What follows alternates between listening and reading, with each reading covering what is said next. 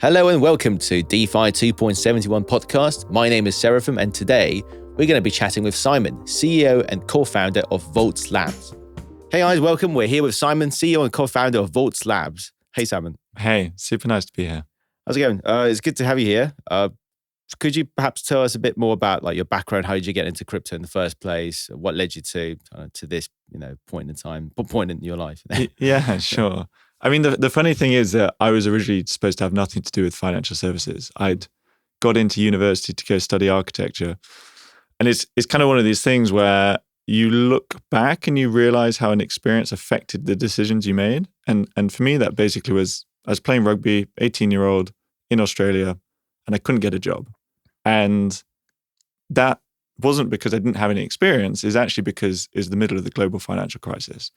And that experience then basically led me to go to university, switch to economics. And I came out the other side and went on to set up 3 different financial technology businesses, using that in the broadest possible sense. I did some other stuff, so kind of went to be a consultant at Oliver Wyman, went out to Stanford and study and that type of thing. But really the main thing for me was actually having had this experience, let's try and do everything we can to build a better financial system. What kind of businesses did you set up? So just kind of walking you through those 3. So the first one, honestly, it wasn't successful. It was like a personal finance fintech business. But you just learn so much as a human. And you also kind of really learn about what it is that you want to do with your career. And then between the first and the second, actually, I was exploring 2 kind of big themes from a technology perspective. One was blockchain, and the other was AI. And I'd actually been introduced to crypto whilst I was at university. It was really early. It was like 2012, right? And there's pretty much nothing you could do with the technology at that point in time. But by the time I got to this transition between my first and my second business, it's a little bit later. Ethereum existed, all this type of stuff. So I would have been super early if I'd done something then. But ultimately decided, let's go do this AI business. What we did is we basically fully automated the thought processes of a human financial advisor. So it's the first time ever that kind of this piece of infrastructure had been built. And then coming into the beginning of last year, that company was starting to go through an exit process. So I basically agreed with the founders that I was going to go and leave and set up something in DeFi. I had this massive itch that I had to scratch. And that's when I went and found my co-founder, Arthur. So just briefly to kind of give you some of his background, he's got a master's in statistical science from Oxford. He's been a quant at Bank of America and also been a machine learning engineer at Amazon. So he's got a great blend of both maths, of tech, and of finance.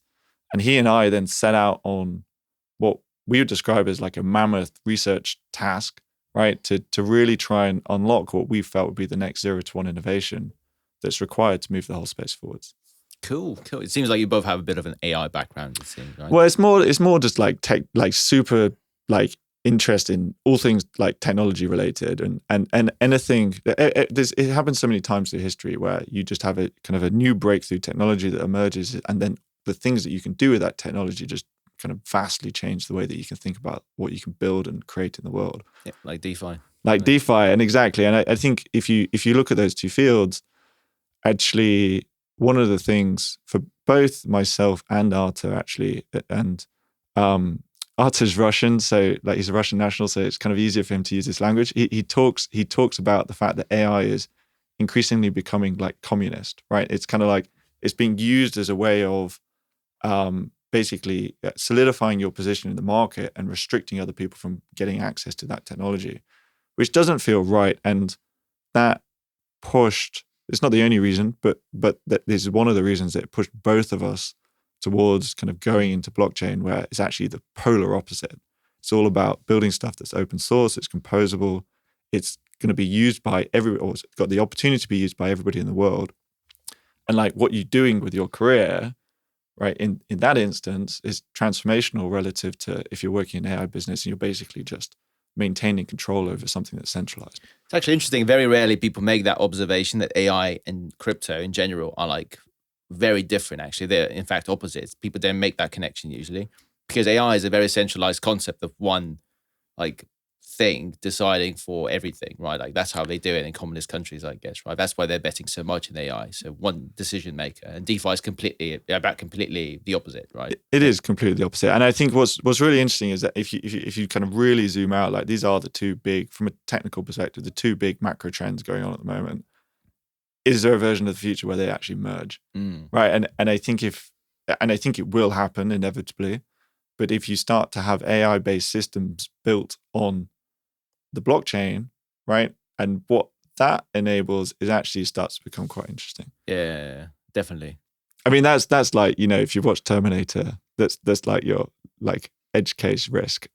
Yeah, you're right. These different AIs that are decentralized, and then they think exactly the same way and end up with the same kind of centralized outcome. That's the big risk. Or it's more just some like a primitive and a protocol that you like that is able to think for itself and that you like actually can't stop, right?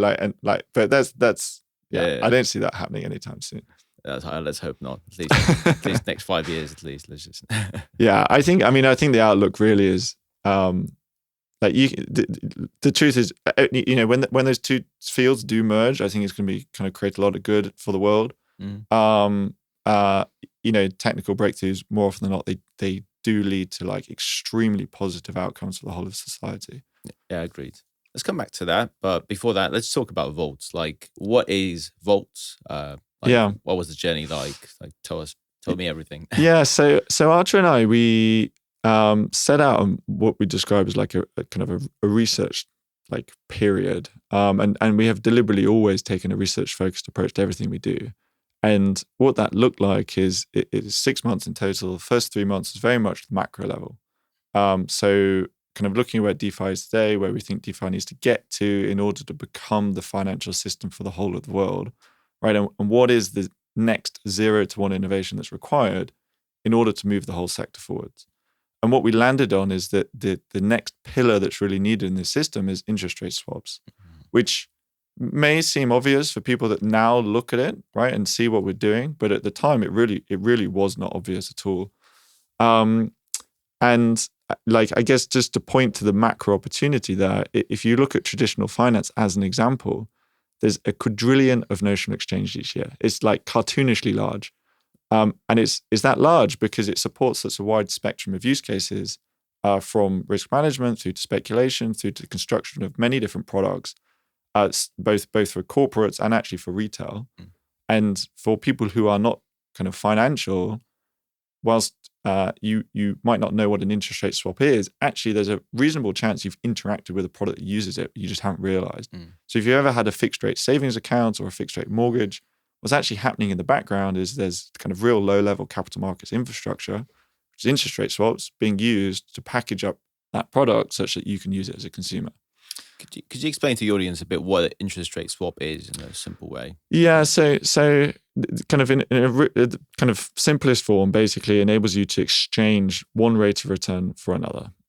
So the way that we've built it with Voltz is that you can exchange a variable rate for a fixed rate or a fixed rate for a variable rate. Which basically means that if you have, for example, an asset that generates a variable rate of return, but you don't want that variable rate associated with it, you can essentially sell your variable rate and receive a fixed rate back. You can also use it to do what we describe as variable to variable swaps. So, for example, if you had CETH or EETH, right, and you wanted to exchange the rate of that, maybe for kind of staked ETH, you could actually enter a variable to variable swap where you never actually touch the underlying asset, but you are kind of synthetically exchanging the rate of return that's associated with that underlying asset. Yeah, maybe it's good for context to understand like why swaps are such a capital efficient tool in traditional finance. Like before that, it was mostly like government bonds, right, where you have like a bond that costs like, I don't know, $100,000 basically. If you wanted to trade the interest rate of that, you needed to have the whole notional and borrow that. And then the bankers came up with this idea, why do all that? Let's just have like a punt between us. Like I bet the rates are going to go, I want the fixed rate, you want the variable rate. Let's just kind of swap exposures without having that huge notional involved, right? Is that kind of the idea? Yeah, so if we kind of come back to like the genesis story of Voltz, right? We did this first 3 months where it was like macro level. The next 3 months was very much micro level. We made a decision we wanted to build out interest rate swaps. It's like, how do you introduce this into a system where the constraints are fundamentally different.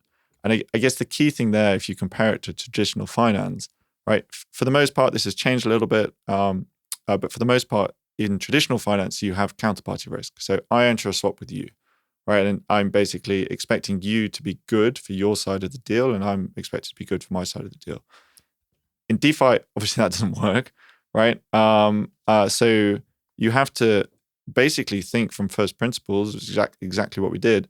How can you achieve a similar outcome in a world where the constraints are just completely different? And that's what kind of basically led us into, or took 3 months to figure out how on earth we build this. And basically the way that works is we have, from an architectural perspective, we have kind of like 2 core components to the protocol. So we've got what we describe as a virtual AMM, which is effectively used just for price discovery only. And within that, actually, we use the concept of concentrated liquidity, which we borrowed from Uniswap v3.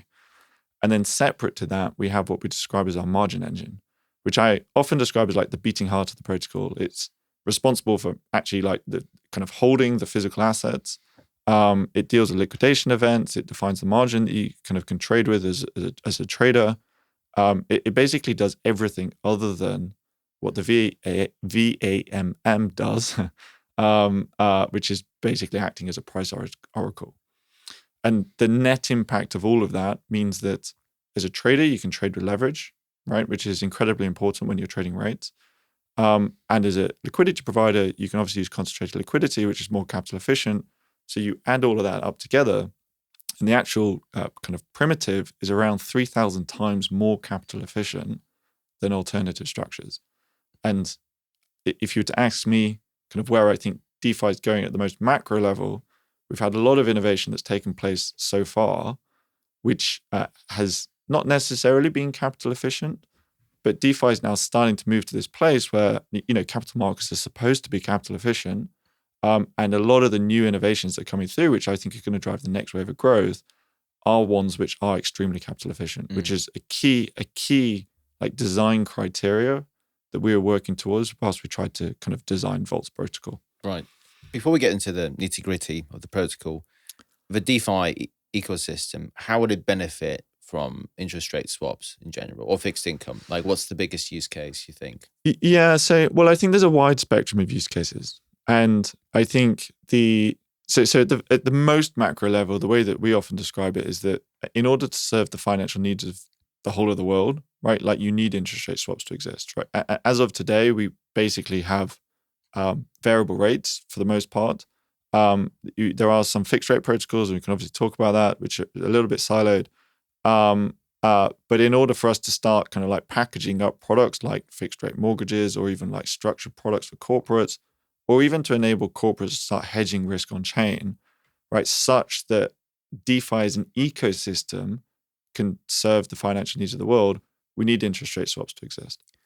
Right. So you're not just thinking about DeFi in general at this moment. You're thinking about TradFi guys getting in, and when they start using DeFi, they realize they don't have rate swaps to hedge their stuff. So once you got that, you can enable a lot more inflows, right? From so there's probably, I wouldn't quite go as far as say 50% of the conversations, but not far off is like trading firms, CeFi organizations, kind of more centralized entities, right? They're not like primitives in themselves, but they are using DeFi as a financial system.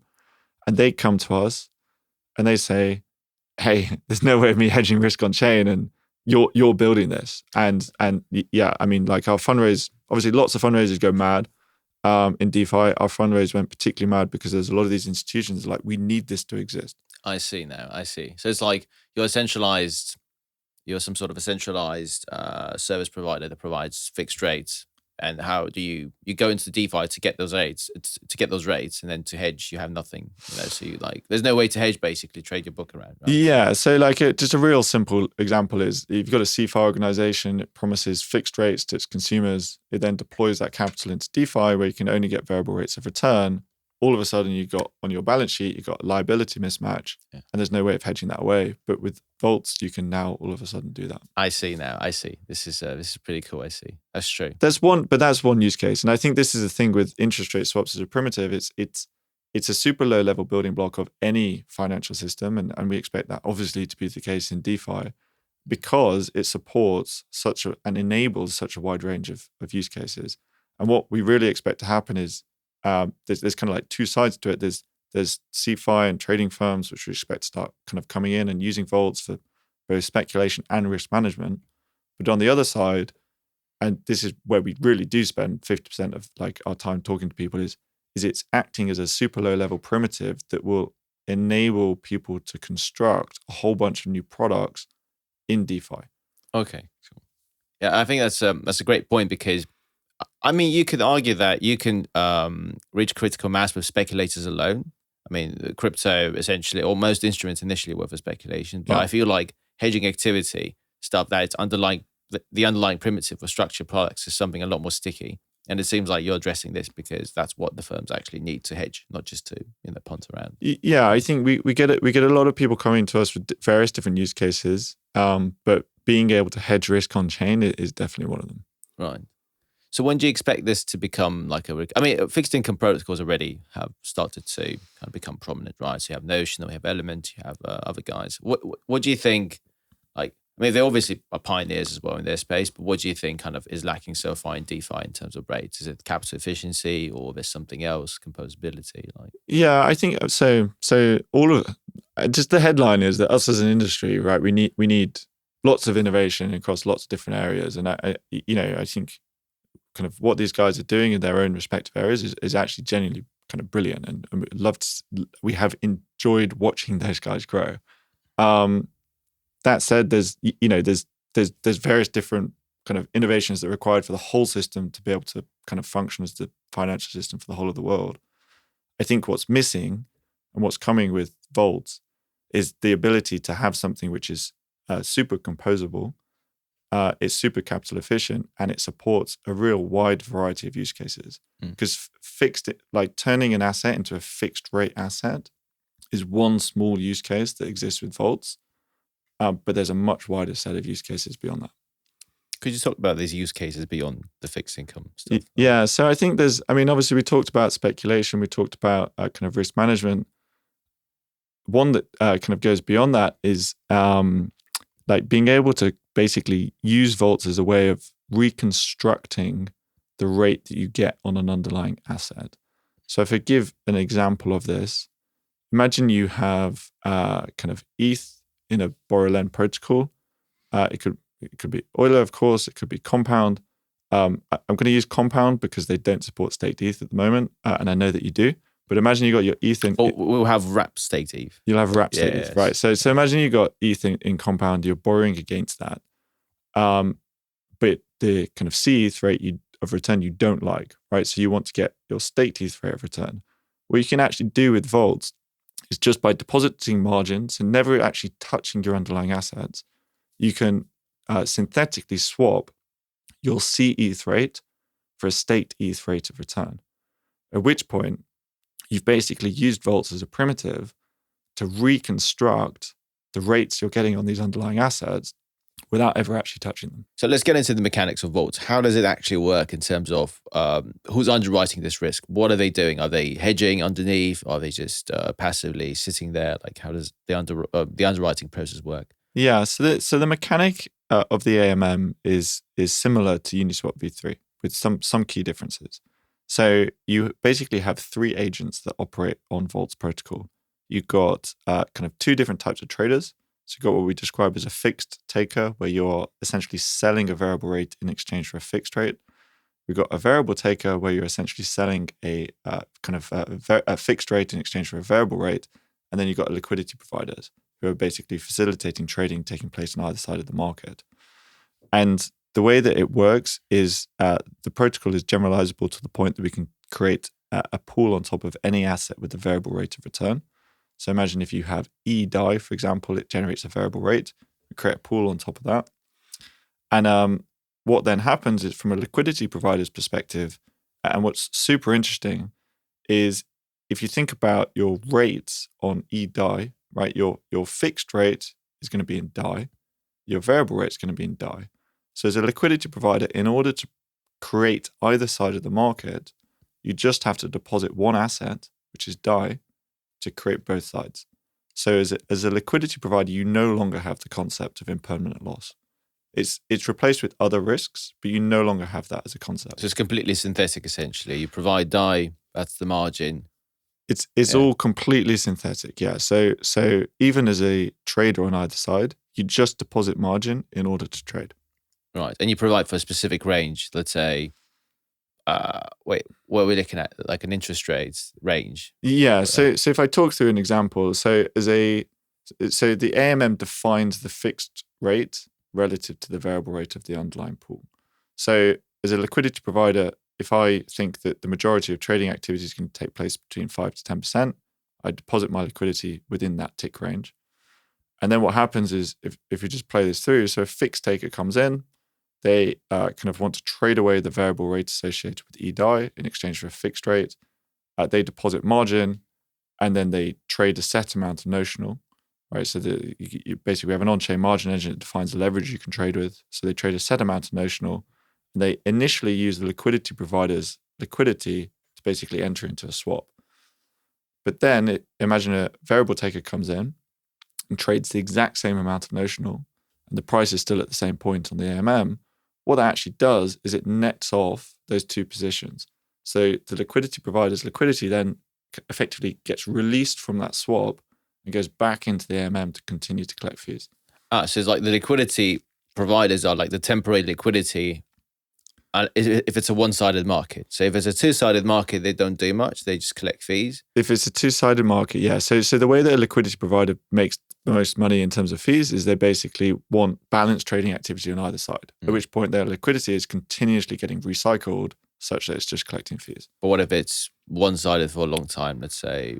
How do they make money then, or do they not? Yeah, so this is where we say that so you no longer have impermanent loss as a risk as an LP, but we have what we describe as funding rate risk. So if you deposit liquidity within a tick range where there isn't balanced trading activity, then what you're going to be doing is you're going to be supporting that trade for a period of time. Oh, right. So there'll be funding fees paid to the LPs. Is that? Do I get it right? Well, so it depends. If you enter into a swap, so always with the swap, there's a variable and a fixed rate that needs paying to somebody. If the variable rate's higher than the fixed, right, then there's cash flows in one direction. If the variable is lower than the fixed, there's cash flows in the other. Right. So as a liquidity provider, if you get locked into a swap where those cash flows are moving against you, then you have this funding rate risk where you're basically you are kind of for a period of time supporting the other person's trade. Right. But it could also work the other way. Just like a market maker that just didn't hedge his exposure, basically. Exactly. But then you can, and I guess this is coming back to like the generalizability of the protocol, like actually and the use cases.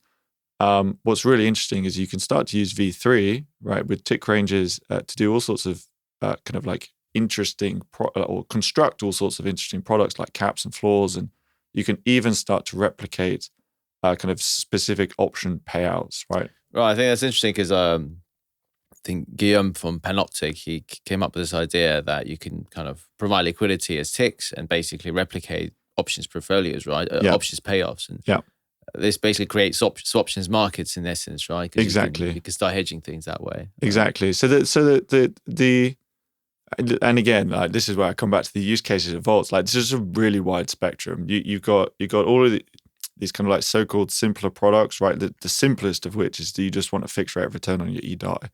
But then actually on the complexity spectrum, it actually the more that you do research, the more you kind of realize actually there's all these different products that you can build with it too. Yeah, you can do at least swaptions, for instance. So that's cool. And we have a team. So we view ourselves as super low level primitive. We expect lots of people to build on top of the protocol. There is a team building swaptions at the moment. Oh, cool. Yeah. So not you, but it's not team. us. Yeah. Cool. It's just cool. Building that abstraction layer, right? That's super cool. I think swaptions are quite interesting, actually. Yeah. In the crypto. All right. In terms of like the liquidity providers on the Voltz, right? They deposit. I suppose they get like a NFT, like in Uniswap, right? Is there some sort of a different composability involved, or it's just like Uniswap? Can you use your LP tokens for something as well? Yeah. So we deliberately. I mean. We thought about whether you tokenize positions on the protocol and effectively use that as a way of creating secondary markets. For version 1 of the protocol, that we just decided it risked introducing vulnerabilities that we just wouldn't be aware of. So we decided not to do that for version 1 of the protocol. Right. So as a liquidity provider, you deposit margin. The margin is sat in your account. And that effectively is defining your position. Right. I mean, it's V1. It's version 1, yeah. And there's all sorts of other stuff which so at the moment, pools all have different maturities. We got some kind of really interesting thoughts on that. So which basically the point there is that fragments liquidity across pools. We got some really, really interesting thoughts around how we can build version 2 of the protocol where liquidity providers can provide liquidity across multiple different terms, right? Just with the same liquidity. But you're still, as a trader, you're still entering into a pool with a specific term. Yeah, that's a good point, right? Because you could fragment liquidity a lot if you use CETH, like ETH, AETH, right? Is the idea like some sort of a yield aggregator where you put in and it just chooses the best rates sort of thing? There's people building that. Right. Cool. So again, this is stuff which we're really focused on the primitive, right? And there's lots and lots and lots of things that you can start to compose on top of it, and that is one which people are building. That's super cool. So there'll be actual arbitrage activity going on between rates and stuff. Yeah, exactly. And even just like LP optimization vaults, right? Like where if you got like there could be different trading activity on different pools. There could be different rates, like where the fixed rate is sat at on different pools. And so as a liquidity provider, actually, you can build these optimizing vaults, which programmatically deploy capital from one pool to another, such as they optimize returns. Let's talk about adverse scenarios for people. Like, how do liquidations work in Voltz? Yeah. And what's the scenario that could work? Okay, play out. So maybe if I describe why there's leverage to start off with. So if you're a variable taker, you're selling a fixed rate in exchange for a variable rate. And just imagine you're trading 100 notional, the fixed rate's 10%, it's a year long term, right? So a really naive model would require you to deposit 10, right, to cover the fixed rate for the whole term. But what that assumes, the variable rate is going to drop to 0 and then stay 0 for an entire year, which just if you model it out, it's extremely unlikely to ever actually happen. So it's that, and even in that instance, you are already trading with 10x. Right, so you got depositing 10 margin, but you're trading 100 notional. What we actually built is we built an on-chain margin engine that computes predictions on what kind of like rates or kind of will be through the course of the term, right? And then that defines based on like some kind of calibration that we put into it from a risk parameterization perspective, that defines the amount of margin that you need to deposit as a trader. Or rather, it defines the minimum margin that you need to deposit as a trader. So you can choose to deposit more if you want to. So you basically have this minimum margin amount, and then there's a liquidation threshold, which is below that. But if you end up in a position where you are kind of supporting someone else's trade, right? So there are negative cash flows that you're essentially accruing on a block by block basis, you then end up approaching your liquidation threshold. So your margin is effectively getting consumed on a block by block basis, moving towards your liquidation threshold. If you enter into that space, then a liquidator bot can now trigger a liquidation event using your margin. And what that does at a practical level is it actually enters an opposite-sided swap, such that it nets off the position, right? And then they take a proportion of your margin as a fee. Right. Okay. And this basically makes sure that the protocol never ends up insolvent. So as a trader, you can see like what's interesting, unlike say borrow lend protocols where you can have a sudden drop in the value of an asset, which can move you instantly into like liquidation threshold. If you've got a spike in rates, it doesn't cause a liquidation event immediately because your margin's effectively being consumed on a block by block basis. So you have a lot more warning as a trader of this kind of like event taking place, and you can choose to either top up your margin or you could enter and unwind yourself, so you don't have the penalization fee of the liquidator bot.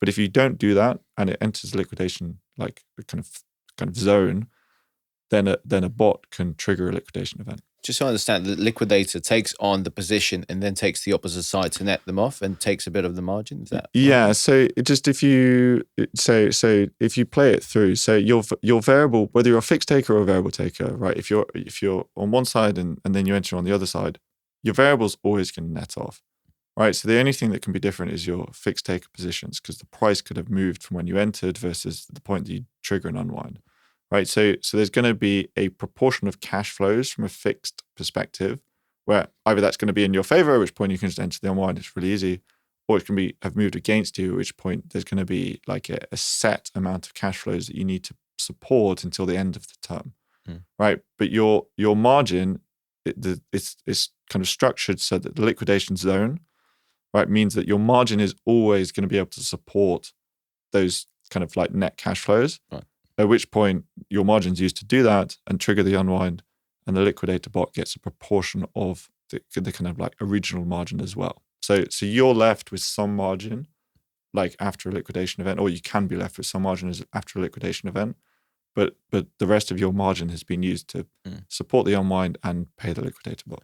What about some really adverse scenarios? Like on Euler, for instance, we realize that things can go really wrong. So we have a reserve factor involved where it builds reserves to underwrite the pool if things go wrong, right? Do you have like some sort of reserves? So we've got like quite a quantitative team. We've never actually talked about the team, but we got like I mean, honestly, the team is just incredible. We've got kind of like superstars in lots of different areas, and from a quantitative perspective, we basically are building out our own risk management software where we are increasing like kind of like the volatility that could take place in all sorts of different scenarios to try and work out exactly like under which scenarios there's these really adverse events that would require something like an insurance module.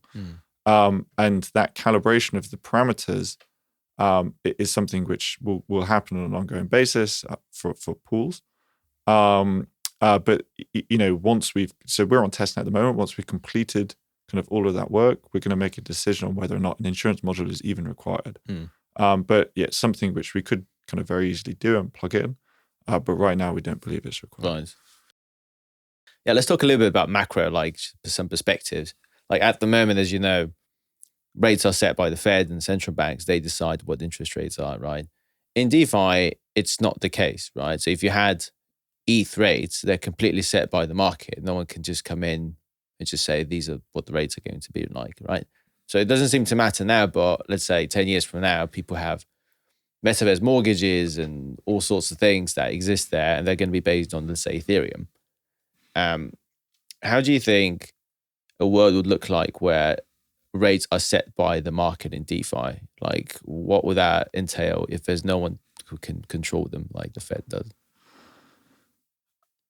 Well, I think at the highest level, it's almost the utopia that we're aiming for, which is that you don't have someone that's centrally managing and controlling and making decisions. I mean, could the majority of the people listening to this name the people that sat like on the Fed's monetary policy committee? Like, I highly doubt it. So you have all of these people which you don't know who are making very big and significant decisions that actually affect you as an individual, as opposed to it being market driven. Yes, there's pros and cons of stuff being market driven. I suspect that the pros will outweigh the cons. If you actually play that through, though, like, central banks are always going to have a vested interest to maintain control, right? So will DeFi become the financial system of the whole of the world and all central banks will disappear? Hopefully. Like realistically, like I don't know. There's going to take quite a long time for something like that to take place. But what it does do is it introduces competition, and you think about the fact that we do not have any form of competition in the way in which like monetary policy decisions are made and this type of thing. It's kind of crazy, really. And for people that live in the West, I guess you kind of, for the most part, right, the Fed, like Bank of England, the ECB, you believe they're actually making like reasonably sensible policy decisions. For people that live in some emerging economies, so if you think about some of the South American economies, where they've had hyperinflation and they've just had like bonkers decisions made by like the policymakers. Actually, now that you've got competition in your financial market, they can't do that stupid stuff because all the capital will just leave and it'll just go into DeFi. So even if we don't quite get to the utopia where DeFi is the financial system for the whole of the world, right? Like the fact that it exists actually forces centralized finance to become better anyway. Yeah, I mean, like it's just, I think even IMF did this report where they said DeFi is more competitive than TradFi, at least from an operational point of view. Yeah. So if we're acknowledging something's going on there, we have to catch up somehow.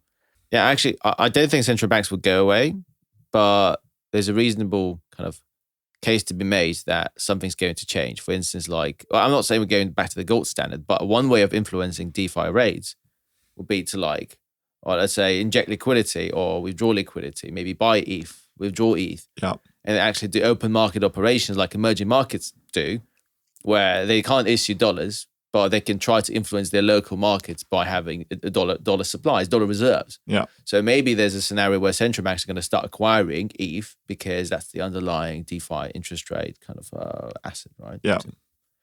Yeah, I mean, I think I wouldn't even just think about central banks. Like I think about just capital markets more generally, right? Like if we, like say what we're doing at Voltz, like we are building out interest rate swaps and like to help DeFi become the financial system for the whole of the world, right? But at the same time, we do want traditional finance to come in and start like trading rates using Voltz as a primitive. And when that starts happening, they have a vested interest to start participating in governance, right? So I think this blend, like it's almost like DeFi could displace traditional finance, or there could be some sort of continuum, and like there's various different scenarios that could take place there. But yeah, like if they start becoming more active, then actually central banks buying ETH or kind of Goldman Sachs, like participating in the governance of Voltz protocol, right? Like these things. I'm not sure that's a good idea. Yeah, well, maybe it's not a good idea, but these things are like scenarios which actually could start to take place. Speaking of governance, actually, like, is there like a Voltz governance token? What people will be able to use it for, to vote for? So the protocol will transition to a DAO. So that inevitably means that there will be some form of token to facilitate voting. Like that transition. For the most part, the community is incredibly active already, right? And there's multiple proposals that come through which people are voting on, albeit without a token. But yeah, that transition to being a fully operable DAO, so to speak, it will happen at some point, but it's just not going to be immediate. What do you think they could be voting? People could be voting on like a Uniswap, fee pools, Voltz socks. Well, we've got some Voltz swag, which is actually like ETH Amsterdam is one of the most popular, which is pretty cool. But no, I mean there's all sorts of things. Even the initiation of different pools, because all those pools have terms, right? So you need to vote in advance to create new pools, new assets. Bring in new people can build rate oracles such that we can launch new types of assets on the protocol, this type of thing. Just a bit of a spontaneous thing, but speaking of oracles, so yeah, we discussed this in Amsterdam, I think, but like because you used Uniswap for the OP process, right? Like we discovered that if you provide full range liquidity in Uniswap V3, you can prevent lots of manipulations and attacks, on oracles, right? So I'm wondering, like by creating this LP kind of stuff with interest rates, you're also creating essentially oracles for interest rates. Yes. Right? Yeah. Like what kind of composability are you thinking on top of that? Like, can you build like synthetic exposure to your synthetic exposure because you're using your oracles for other things? I don't know. Like, it's just being honest, it's not something that I spent loads of time thinking about right now, but the rate oracles that we have built, which function similar to kind of Uniswap's TWAP, big difference being that it's rates related, right, as opposed to the price of an asset related. That's a primitive in itself, right? And it kind of we just built that. We made it open source. Expect lots of people to use it in various different ways. It's core to the way that the protocol functions, but it's also something which we're just giving to everybody else, and we want them to use it. No, I think there's a lot of things you can build with oracles, with a strong oracle. Essentially, like you could build like You could go maybe on Rari and create like a lending, borrowing protocol for your P positions, let's say, or like just for interest rates alone. Like you literally have the interest rate token off, Yeah. E or ETH, and then borrow against it and just create and do it synthetically. Yeah. Exactly. Yeah. Like at which point it's more capital efficient, and this comes back to like what's going to drive the next wave of growth of DeFi. I think there's going to be multiple elements to that, but capital efficiency is going to be one of them. Yeah, cool, nice. Just the thing that I would add there in terms of rate oracles. So because Voltz markets are synthetic, there's nothing stopping us creating markets for TradFi rates, right? So as long as there's an oracle feed coming in of the price, you can trade anything with a variable rate of return. So, it's not inconceivable in the future that people will start trading Sonia rates on Voltz protocol. Cool. Do you think like, if you bring TradFi rates to the on-chain, what happens to these DeFi rates? Like a lot of them, like let's say if you take USDC, if you look at fixed income rates on notional on USDC, they're quite, I think it was 8% was quite high. Yeah. Which is quite a lot higher than the actual interest rates on the United States bonds, right?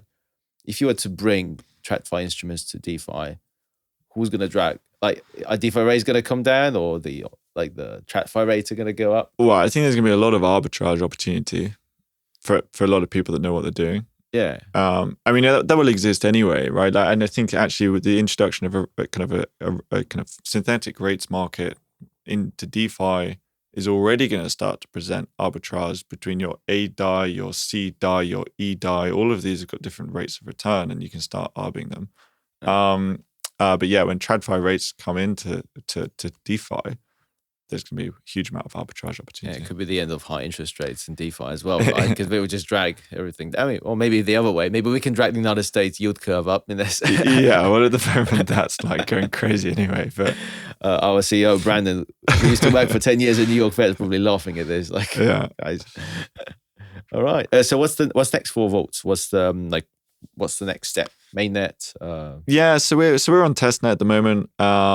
We kind of have been on testnet since March. So like, frankly, we're just getting towards the end of that process, which basically means mainnet launches soon. Not going to commit, obviously, to an engineering timeline externally, but don't do that. We're getting close. Amazing, cool. I'm looking forward to the progress and seeing like what's going to come out of it. Yeah. All right. Thanks a lot for coming on. It was a great chat. I've learned a lot of things today, so hope to see you soon again. Yeah, no, great to talk to you. It's great to be here. Cheers. Thank you for listening. This was Simon from Voltz Labs.